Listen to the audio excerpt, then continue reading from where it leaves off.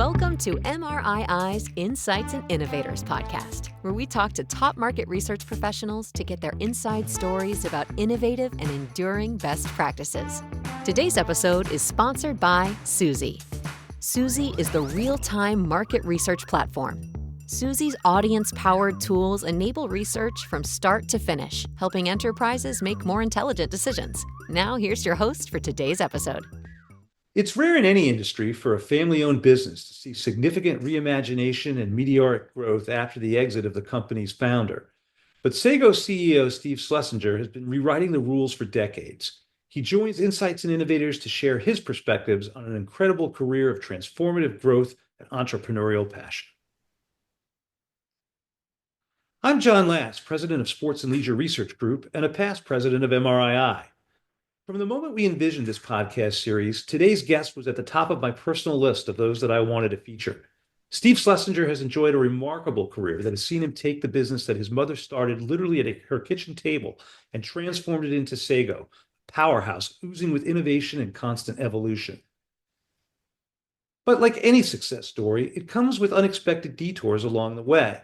And on a personal level, Steve has been a source of inspiration, a friend, confidant, and running mate over the course of my career, which in simple terms means, Steve, that, if we really wanted to tell stories on each other, they'd probably not be able to share this podcast with anybody else. So we'll keep that between us.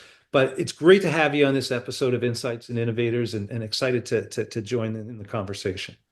Thanks, John. Great to be here with you. So you and I have been at this for a really long time, and longer than either of us want to admit. I think we both say that we started when we were 10 years old. That's like what can explain the decades that are behind it.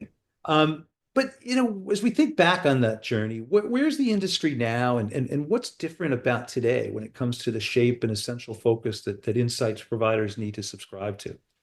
Yeah, so I think when I look back and yes, it is decades. I think about change, right? Like change to me is like sort of the theme of how I think about the industry. And when I go back 20, 30 years ago, there was always change happening. And John, when you and I got to know each other, was at the very start of even the internet time of internet surveys coming into practice and research. And and change has always happened, but it's happened a lot slower than it happens now. So when you really think about maybe 20, 30 years ago, and then you fast forward to maybe 5, 10 years ago, the speed by which we are now influenced by new methodologies, new technology, AI, of course, will always come up in conversation, transformation, the fact that, in my world, when I think about my competitive landscape, many of the companies that I think of as competitors today didn't even exist 5, 10 years ago. So, the way that we have to sort of move our business, evolve our business, transform our business is very different in terms of speed, in terms of keeping relevant, and frankly, keeping current with what our clients' needs are and how they're changing. So that's how I sort of think about all this over time. And look, honestly, it's as interesting now as it's ever been in our world in terms of what we're doing for our clients. Yeah, and I think one of the unique things that you've always displayed to me is that you were always open to that change and that evolution. But I want to go back to the beginning, if you will, and your professional journey has just been such an incredible ride. When you first got into the business, obviously your mom started the company. Take our listeners along the path that saw the initial Schlesinger and Associates begin to grow and become, the leading operator of qualitative facilities, and then evolve further into a much broader and diversified research provider. Yeah, so I enjoy actually sort of counting back the past and sort of thinking through all the different steps, and I call them chapters of Schlesinger, which is now Sago. And the way that I sort of think about it is, my mom sort of built this foundation, and that happened over a course of many years, doing what I think is really, really excellent work for a whole host of pioneers in the research industry, people like George Gallup and Dan Yankelovich and Lou Harris and, early days of Nielsen and so on. And, and then when I got involved, we started building out these facilities, and that was sort of our next chapter of growth and the opportunity to sort of expand across, many geographies in the US, and then ultimately we sort of, listened to our clients and they said, you do all this great stuff for us in the US. Why couldn't you do it globally for us? And that really took us on this path to, growing abroad, ultimately acquiring a whole bunch of businesses throughout Europe, starting to sort of morph into, other things outside of facilities like technology, biometrics, eye tracking, things like that. Ultimately adding quant as a capability to the business, which, we were very much exclusively qual for a long time. And, a lot of it has been driven by opportunity. It's surely been driven by, what we heard from clients and, where we thought the world was going. And a lot of it too around what would make our clients' lives easier when it came to servicing their research needs. And we built around that. And, it really has been a great journey. I think our core ethos is not all that different than it was when my mom started this business in the 60s. I think it's, roll up your sleeves, hard work, good service, taking care of our clients, taking care of our team. I don't think any of that has changed. I think all that's happened is we've modernized and transformed as we've gone to really, accommodate to the market. So I want to dive into that a little bit deeper. You talked about service, and I've always, when people would ask me about your business and, who were considering, using the facilities or using the services, the whole term of service was something that really resonated with me because even as you began to scale the company, it still felt like a close-knit family business. I mean, we'd come in and we'd visit, and it was like seeing friends again when we worked together. And that really, I think, transcends culture, which has become so much more important these days in building and leading a business. Reflect a little bit on that management philosophy and how you've maintained it as the organization has become so wide-reaching. Yeah. So I think it's even more interesting the fact that service is such a critical component. It is what I've learned along the way because, John, if you think back, like there has been this love affair, probably dating back, maybe at the start of the internet, but maybe, even a little bit further forward from there, of this love affair of technology, right? You go to conferences, you hear people talk, and you even look at some of the new businesses in the industry and across the landscape. A lot of them are rooted in technology. And what's fascinating to me is that as much as technology has become a part of our research and insights world, the truth is that service is so critical to what we do. And it hasn't changed even with the continual, development of great technology and the use of that technology in gathering data or in, utilizing data.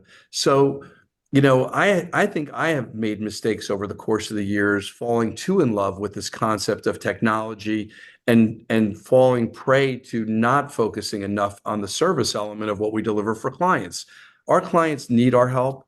They need our support. I think it's greater than ever. Matter of fact, I could even make a case that service is more important today than it was even 10 years ago because a lot of research groups within brands are smaller. They don't have the resources that they once had going back 20, 30 years ago. When I think of, the days of P&G and Kraft and General Foods and companies like that had huge research departments. So, I love this idea of service. And I also think, because you made the point about culture, and I do believe that when we lean in harder on service, when we really think more about our people, we benefit greater. We benefit greater in the work that we deliver from an execution standpoint. We benefit greater by how our business grows and the satisfaction that we create, not just with our clients, but with our teams. And I actually think the thing I've always thought about with our industry as a whole is that the sweetest part of our industry are the people. If you really think about it, like look at you and I, friends that we've made 20, 30 years ago. I mean, I have lasting relationships that are not just business relationships, they're friendships.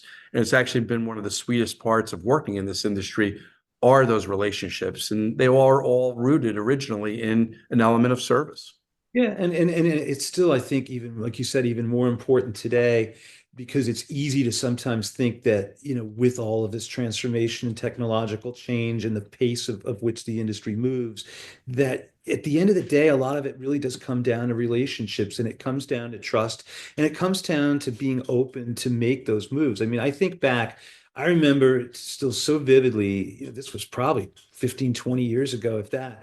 You were beginning to build a business and you brought in these friends of the firm, and I was fortunate enough to be in that room where you were actually letting clients and partners and friends participate in helping you plan strategically for the evolution of the business. And it didn't surprise me that you would do that because, like, I remember we had that nickname that some people took pejoratively when we were working as board members of MRA at the time. They called us Team Aggressive because we were really hard charging and pushy.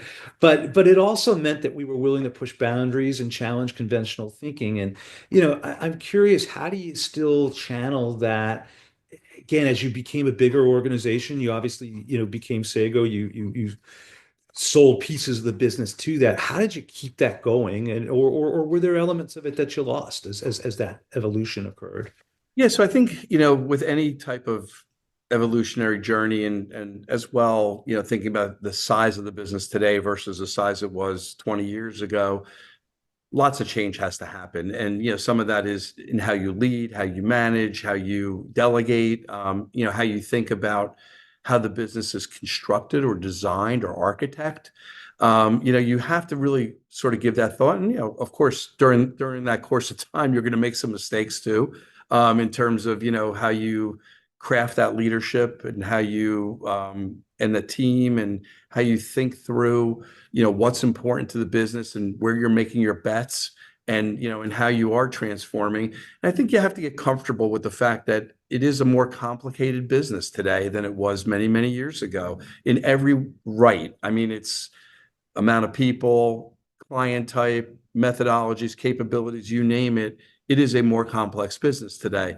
But with that also comes a ton of excitement and enthusiasm and energy. And, and as I'm a big growth jockey. I love the idea of, team aggressive, going out there and, taking those gambles and making things happen and also licking your wounds when, you get some things wrong and you have to sort of redo things or reconfigure. And that's okay too. And by the way, like, that is a very powerful thing to talk to your team about. This idea that, we messed up. We did this wrong. Now we got to redo it and we've got to do it a different way. And guess what? Hopefully with this time we're going to do it better because we've learned something. So I think when we've instilled that in our culture and in our sort of way of moving forward, I think people appreciate it. They know that there's a lot of imperfection in who we are as Sago, but they also know that there's a lot of energy and excitement around what we could possibly be tomorrow. And I think that actually drives so much more value and success in the long run. And it's interesting because with that, from that, you have the unique perspective of being someone that grew a business, that grew it to the point that you exited it for a brief period of time, but then you came back. I So know. talk a little bit Back in. about that, honestly, and what the vision is now that you're back in the game. I mean, which I'm really glad that you are. Thank you, thank you. Listen, it's good to be back, and I did have a nice couple of years as the chair of the business, and I enjoyed that. And I was still working, but surely not working as hard as I was as a CEO. So it's good to be back. I mean, I'm definitely excited about the business. I think taking a couple of years off, it really gives you a bit of a different perspective on the business. I got the opportunity to watch somebody else lead the business for a couple of years. And observe more from an outside seat versus inside, right in the thick of it. I think we've also lived through very different times in the last 5 years. During COVID, post COVID, and economic uncertainties and inflation, and every other thing that you can think through and imagine and state. So I feel like I'm a bit of a smarter leader right now. I think I have a pretty good view on what I want to see our business do, and I've got a great team of people around me to help me do that. And I'm looking forward to what we can accomplish, in the next few years. And and I think that we're built well and built with purpose to really sort of take the next leap. And a lot of what I've always thought about now that I look back on the business and the various, called moments in time, the pivots, the tipping points, as Malcolm would say, like I think that you can sit there and say, there are going to be points in time where the business can propel, or the business can sort of launch to another place and be a little bit different transformatively. And I think that that's one of the places we're sort of at now. I think we're at this point where we're really becoming a more interesting data and information business to our clients. And that's exciting. And, it doesn't happen overnight. And I think it's incremental, but I could see us getting there. And I think that actually creates greater value for all the folks that we service. There are a lot of people who listen to this series that are earlier in their careers, maybe even earlier than when we first met each other. And you've been very candid about acknowledging that, there's certain things that you always want to have a do-over on in your career. If you look back, I mean, what guidance would you have for an early career research professional in terms of, what you wish you knew when you first got into it, both in terms of soft skills as well as technical skills? Yeah, so I mean, I'm probably more focused on the soft skills than the technical skills. Um, I think I'll talk for both, saying learning, like just be a continuous learner. I think that there's so much that you can get out of the folks that you talk to, the meetings you sit in, the jobs that you have, the conferences you attend, what you're reading. I think all of that really matters to create a more informed person. And I also think what I've really learned is at my ripe old age, um, what I built in terms of a network and connections is unbelievable. And I would have never thought that in my 20s or 30s. And by the way, it doesn't happen overnight. So it probably took me this many years to create that network and all those connections. But if I was talking to a younger Steve, I would say, start making those connections as early as you can. Start meeting people, start introducing yourself, start just, getting exposed to as much of this industry as you can, because I think that is where you get the greatest value. I think it also comes back, John, to that sort of that sweetness, the people, which I love and so enjoy. Uh, that to me is, like, I think one of my greatest lessons or learnings along the way. And then the other thing I would say is, what has served me really well is risk taking, being willing to sort of put myself out there, whether that is, you know, working with certain types of clients or working with certain types of methods, or even just, getting myself a little bit uncomfortable. And I think that has absolutely helped me. And also taking those risks in business decisions, that has served me incredibly well. I would not be where I am today without having taken some of those gambles and, putting something at stake, and then ultimately benefiting off of it. Yeah, it's great. It's great advice. And, again, thinking back to some of the earlier conversations that you and I had before I started my company, you were right. And it still serves us to this day. We've got just a moment left, and I would be remiss if I didn't conclude our time together on the podcast, getting your vision of the future. 10 years, 15 years from now, we may or may not be active, kind of knowing us. I think we probably still will be. But what do you see being different, and what's going to endure? I mean, obviously the relationship side's going to endure, but what else stays the same and what changes? Yeah, so I think what stays the same is, this is still going to be quite a bit of a people-driven business, and I think that connections and engagement and our ability to communicate well with each other is going to be critical. I think there's no question that the use of data and the use of AI and machine learning are going to continue to be really important parts of what we do. Where that all settles out and how that looks in the next 3 to 5 years, I think is going to be incredibly interesting. And I think it's going to be incredibly powerful. But I also look at it very much as a supplement to everything that is going on now, not necessarily a replacement of. I actually think it allows us as a collective, an industry, to do more work for our clients, to do faster work for our clients, to maybe even plug in insights and research in much broader ways. And I think that's exciting. I think that there's going to be new companies that come out. I believe that one of the things I've always been fascinated with is how, every decade there's a whole new group of people who are out there playing in our world, and many of them don't even come from insights, from a historic or a background perspective. They're coming from design or from engineering or from, data or analytics. And I think all of that makes it a richer environment. I believe that we are going to play as big a role as we ever have in the future. I think what we provide to clients is critical, and I think it's only going to become more critical. The question is how we provide it is sort of what's up in the air. And I think that's what makes it an interesting field to be in. And I'm excited to see what it looks like. I think that the challenge for all of us, and John, you and I will probably still be in this game to some degree as the years come, they go by. We're going to be here, but the question is, how are we here? What are we doing, and how are we showing up for our clients? And to me, that is, I think, really what will be really different from where we are today. Yeah, well, like it has been. It will be fun, and part of that fun is its unpredictability and and the opportunity to shape it. I thank you, Steve, for being part of Insights and Innovators, and personally, thanks for being there for me along this fascinating ride. Here's to more. Absolutely. Thanks, John. Thanks.